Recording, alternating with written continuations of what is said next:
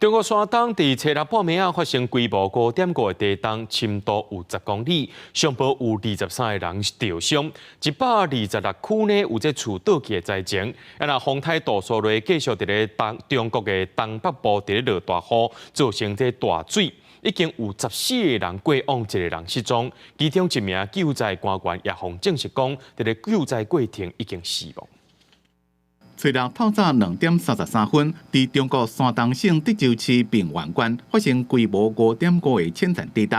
伫监视器看到地震下的时阵，真侪物件落来。国营媒体环球日报讲，这是山东10几年来上大的地震。门小了，错了，只能开了，重盖了。有一寡厝的砖仔墙倒去，有的是壁壁损，厝内天棚加壁边的红门土也拢下来。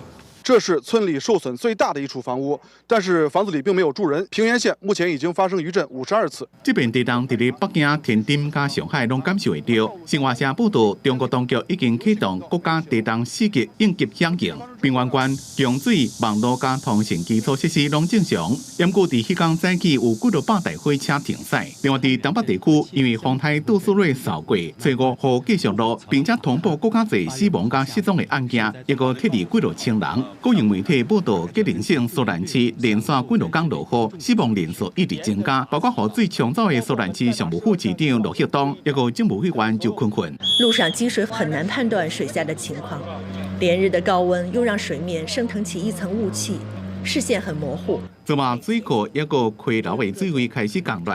伫进前水正大，而且情势愈来愈无乐观的时阵，救灾单位讲有70几万人的苏南区，要甲19000人先撤离。另外，互大家叫做北方大娘村的迄两工省，伊的东北部也因为做大水，田拢被水淹去。其中雪山真有名的五常大美的五常区受灾正严重，产量将会受到影响。农民恐惊规年的辛苦拢会变做白了工。当局讲，迄两工省有25条河保环可能会放弃，已经派救灾小组过去。公司新闻吴文玲编辑。